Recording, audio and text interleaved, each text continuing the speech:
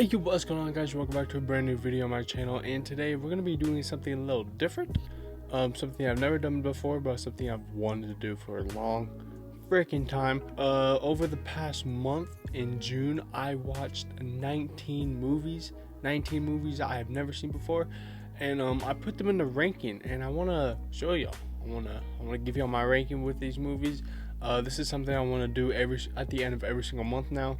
I want to start posting more movie related stuff on this channel as well. Like, I'll probably post reaction videos to movies and TV shows, and I'll like do movie reviews and stuff like that. I'm gonna start doing stuff like that. I saw 19 movies. By the way, this is movies I saw in last month, not movies released in June of last month. Because I watched 3 new releases last month. 4. My bad. 4. But yeah, kicking us off at our 19th spot, we have a superhero movie released in 2008, directed by Craig Mazin. I gave this a 1.5 star on Letterboxd, and I gave it a 1.3 out of 10. I don't know. This movie was pretty bad. They had like maybe 1 or 2 like alright jokes. Other than that, it was like very cringy, and it tried way too hard to be funny. So this is all the way at the bottom of my list, and I'm sorry if some of y'all like this movie. I did not. At 18, we have A Pet Sematary, released in 1989, directed by Mary Lambert. This also might be a little controversial for some of y'all, because I know this movie is liked by a lot of people. A lot of people grew up on this movie, and I gave this a 2 out of 5 stars on Letterboxd, and I also gave it a 4.6 out of 10. Stuff happened because it happened. Nothing made sense. The dude that played Lewis was a terrible actor. I'm sorry. And yeah, this was my 18th spot. At 17, I have No Exit, released in 2022, directed by Damien. This was an okay movie.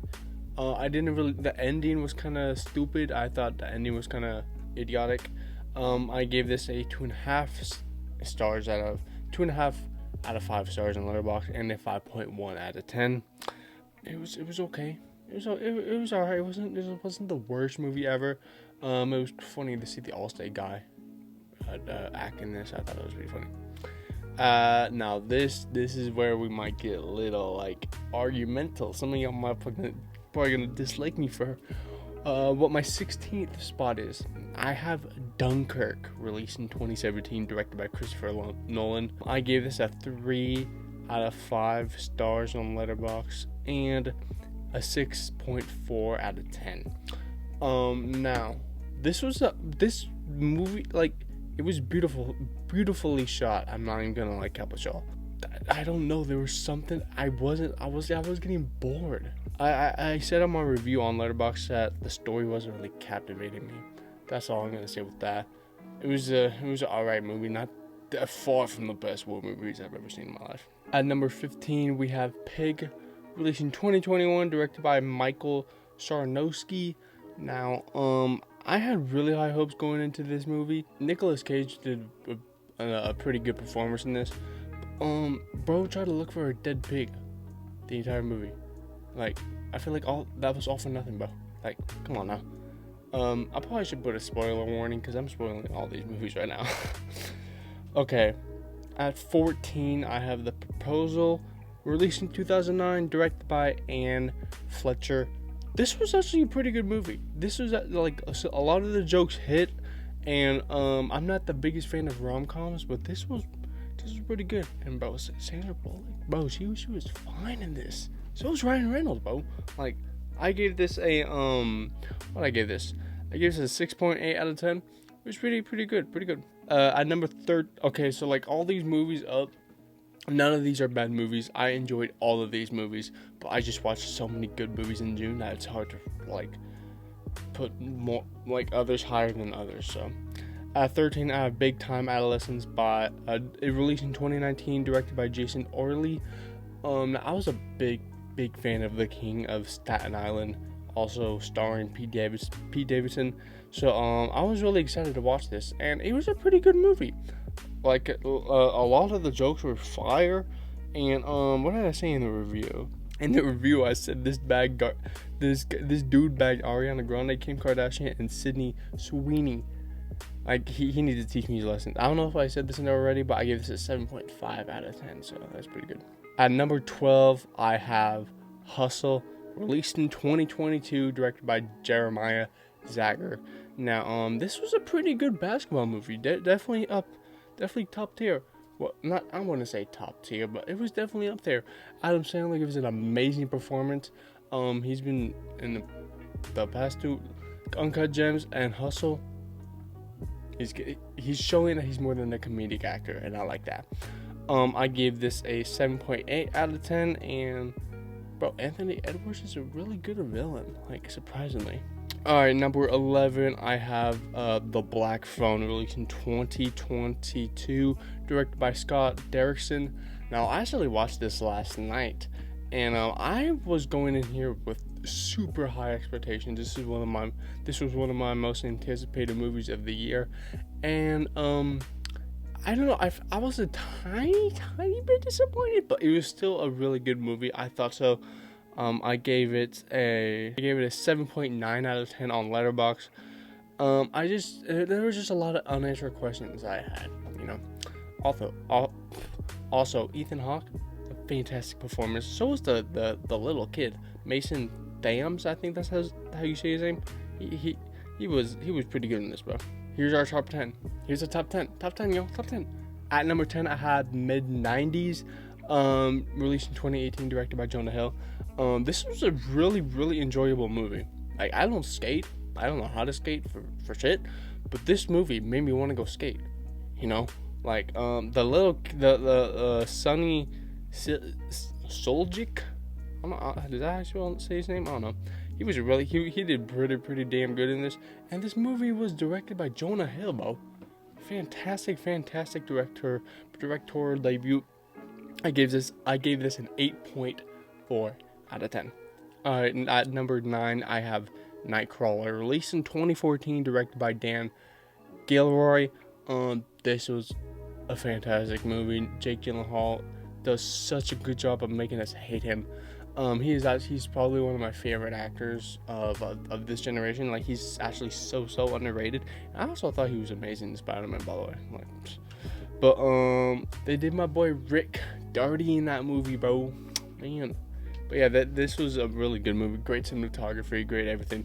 I don't know if I said this. I gave this a 8.6 out of 10. At number 8, we have another Riz Ahmed movie. Riz Ahmed was in Nightcrawler. He's in this one too, Sound of Metal. This was actually I watched this first, and then I watched this first, and like a week or 2 weeks later, I watched Nightcrawler. So this was my introduction to Riz Ahmed. Bro, oh my gosh, this movie was freaking fantastic. This man's acting in this. I think that this movie got nominated for an Oscar or won an Oscar, or it was somewhere around there, bro. This movie was fantastic. It's about this drummer loses his hearing, and he has to try to live with that, bro. And yeah, fantastic movie. I give this a 8.8 out of 10. At number 7, we have another movie released this year, The Unbearable Weight of Massive Talent, released in 2022, directed by Tom Gormican. I was surprised by this movie. Because a lot of the Nick Cage movies, actually, there's a lot of Nick Cage movies on this list. Yeah, there's a lot on there. But I was like, okay, we're gonna watch a cool little Nick Cage comedy. This was actually really freaking good. The chemistry between Nick Cage and Pascal, what's his name? Pedro Pascal, were fantastic. The jokes hit. The comedy was great. I love the references of Paddington. That was so funny. I've never actually seen Paddington. Paddington and Paddington 2 are on my watch list. I'm gonna watch them soon. I just don't know when. But this was a fantastic comedy, dude. And I gave this an 8.9 out of 10. Alright, coming in at number 6 spot, we have Elvis, released in 2022, directed by Baz Luhrmann. Now, this was my first Baz Luhrmann movie I've ever watched, and it was a pretty good introduction, you know.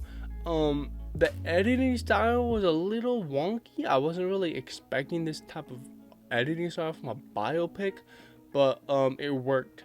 But the main like attraction of this movie was Austin Butler's performance. This man acted his ass off, and I think that he solidified that Oscar win for next year. Like, this man was Elvis. He was Elvis. And people said that Tom Hanks was pretty bad in this movie. I thought he did pretty good. I don't know about y'all. I gave this a 8.9 out of 10. Alright, we're in our top 5. Here we go, top 5. At number 5, I have Django Unchained, released in 2012, directed by Quentin Tarantino. This movie, I can't believe it took me this. I'm going to be saying that a lot in these top 5s. I can't believe it took me that long to watch this movie, so and so. I don't know why it took me so long to watch this. This was fantastic. Leonardo DiCaprio, fantastic performance. Jamie Foxx, fantastic performance. Christopher Waltz, fantastic performance. This was just amazing movie, and it was funny. It had some good jokes. Like, I love the oh, you positive? I don't know what positive means. That scene was so funny, dude. I don't know. I just love that. I gave this a 9.6 out of 10. Okay, number 4. Now, to some of y'all, this might be a little controversial as well, because some of y'all might think this is number 1 for y'all. I have Star Wars, The Empire Strikes Back. This is regarded as one of the best movies of all time.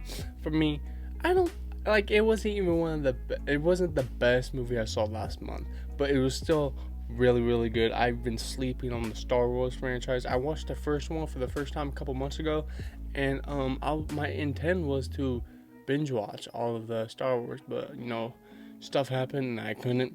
But this was a really good movie. This was really good. I don't know. I honestly don't know what to say. I gave this a 9.6 out of 10. I think that was also the same score for Django Unchained. I could be wrong though. Alright, top 3. We're not top 3. At number 3, I have Top Gun Maverick. Oh, I know some of y'all might be like, bro, you have this over Star Wars?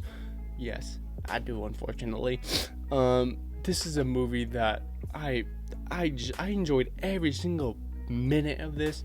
I watched this in the theaters like a week after it came out, and it was one of the best theater experiences I've had in a long time, bro. Like, this was a freaking tastic, and it was so much better than the first one, because I was a little disappointed from the first one. I'm not gonna lie, y'all. But yeah, this was a fantastic movie.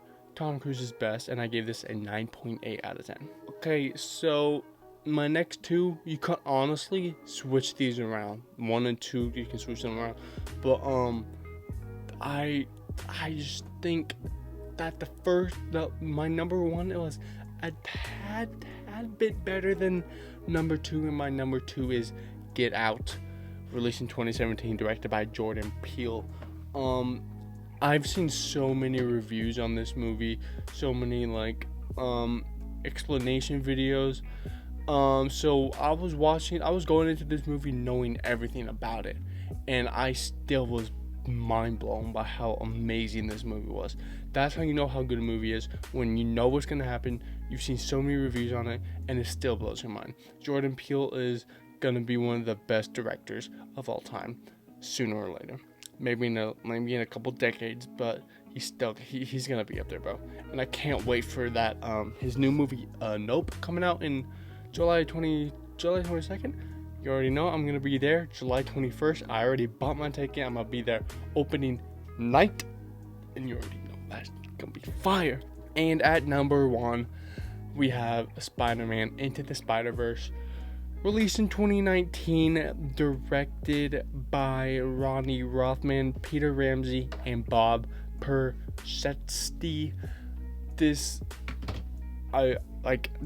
movie was fantastic. Like, the voice acting was great, the music, the animation, the story, the emotion, like, everything about this was fantastic. And I gave this a 10 out of 10. I also gave Get Out a 10 out of 10. So that was all the movies I watched in June, ranked from worst to best. I hope you guys enjoyed.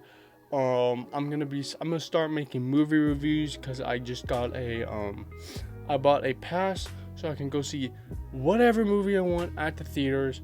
Last week, or like the past week, I watched Elvis and the Black Phone. I was gonna make a review on it, but I was like, I'm gonna be making this video in a couple of days, so I'll wait. So from now on, I'm gonna be making movie reviews to movies in the theaters and movies not, So comment down below movies you want me to watch and react to, and you already know. I'm gonna get to it, bro. But yeah, that's gonna be all for this video. I hope you guys enjoyed. If y'all wanna follow my letterbox, be sure to do that. Pin comment. I got y'all, and I'll see y'all in the next video. Bye bye.